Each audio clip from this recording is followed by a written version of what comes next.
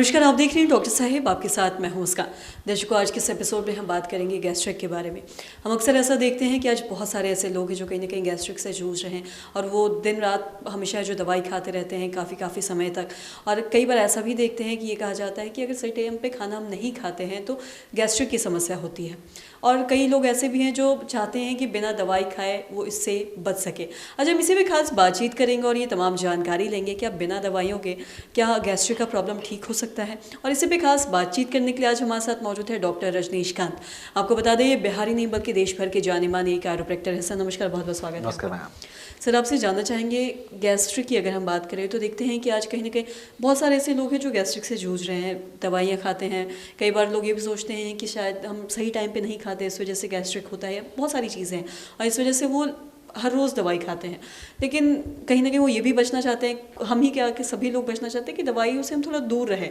आपसे जानना चाहेंगे, अगर गैस्ट्रिक की बात करें तो क्या बिना दवाइयों के गैस्ट्रिक ठीक हो सकता है किसी का भी? देखिए, सबसे पहले तो मैं बताऊंगा कि गैस कोई बीमारी नहीं है। अगर बीमारी है तो ये टोटली लाइफ स्टाइल है। हम अपने आप को कैसे रख रहे हैं, कब खा रहे हैं, क्या नहीं खा रहे हैं, ये डिपेंड करता है। अगर इस पर हम लोग थोड़ी बहुत सुधार लाएं तो इसको ठीक किया जा सकता है। रीज़न क्या है कि जब ब्रेकफास्ट करने का टाइम होता है हम लोग ब्रेकफास्ट स्किप कर देते हैं। अगर किसी को जनरली अगर एसिडिटी की प्रॉब्लम है, अगर एसिडिटी की प्रॉब्लम हो रही है, गैसेस बन रहे हैं, तो उनको चाहिए कि 9 o'clock मॉर्निंग से पहले ब्रेकफास्ट फिनिश कर ले।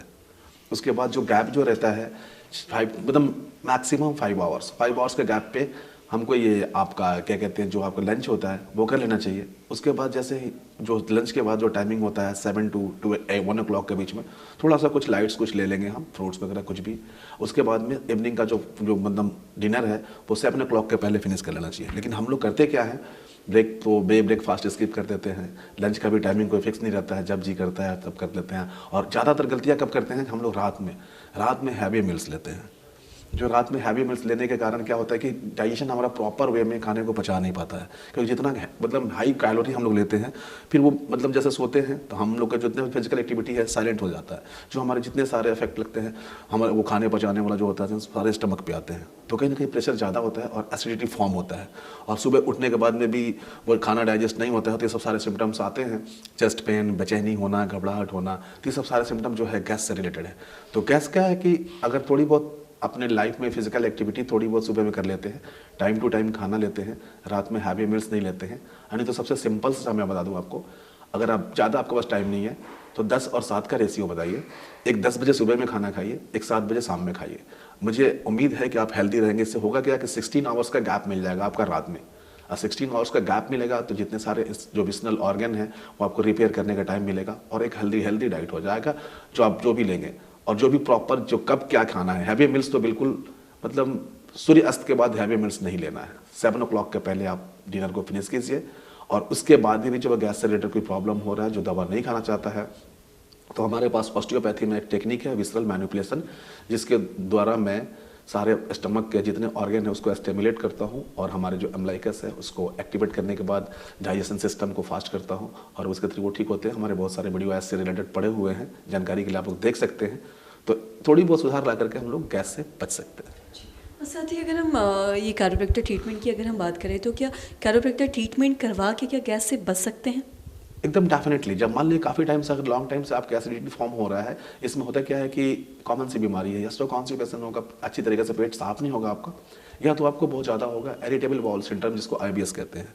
उसमें होता है कि आंतों और बॉल का सिम्टम फास्ट हो जाता है, सिस्टम वो फास्ट काम करने लगता है। तो कभी कभी देखे होंगे किसी का सुनेंगे आप कि 2-3 दिन हो गया मैं जाता हूँ तो मैं फ्रेश नहीं हो पाता हूँ। किसी को ऐसा सुनेंगे कि मुझे खाना खाने के बाद ही तुरंत वॉशरूम जाना पड़ता है। तो वैसे में कहीं ना कहीं हमारे इंटेस्टाइन का जो फंक्शन है वो स्लो और फास्ट होता है। तो हम लोग उसको क्या है कि थोड़ा मैं स्टिमुलेट करके एक्टिवेट करते हैं और डाइजेशन को नॉर्मल करते हैं ताकि पेशेंट को आराम महसूस हो। सर बहुत बहुत शुक्रिया तमाम जानकारी देने के लिए। तो आशा करते हैं दर्शकों कि आप भी ये समझ पाए होंगे कि अगर आप भी गैस्ट्रिक से जूझ रहे हैं और आप बिना दवाइयों के अगर ठीक होना चाहते हैं तो कहीं ना कहीं आप कैरोप्रैक्टर ट्रीटमेंट लेके भी ठीक हो सकते हैं, अगर आप नहीं चाहते कि आप दवाई हर रोज़ का। और जो सबसे ज़रूरी चीज़ डॉक्टर साहब ने ये बताया कि सही खान पान और अगर आप व्यायाम करें, कुछ वक्त अपने दिन भर के जीवन शैली से अगर थोड़ा सा वक्त निकाल के आप व्यायाम करें और सही खान पान रखें तो कहीं ना कहीं आप बहुत सारी बीमारियों से बच सकते हैं। गैस्ट्रिक तो एक पार्ट है उसका। तो आशा करते हैं दर्शकों की जो तमाम जानकारी है आपके लिए लाभदायक रही हो। तो आज की इस वीडियो में इतना ही। अगर आपने अब तक हमारे चैनल को सब्सक्राइब नहीं किया तो तुरंत कर लें, साथ ही हमारे फेसबुक पेज को लाइक करें। तो देखने के लिए आपको धन्यवाद।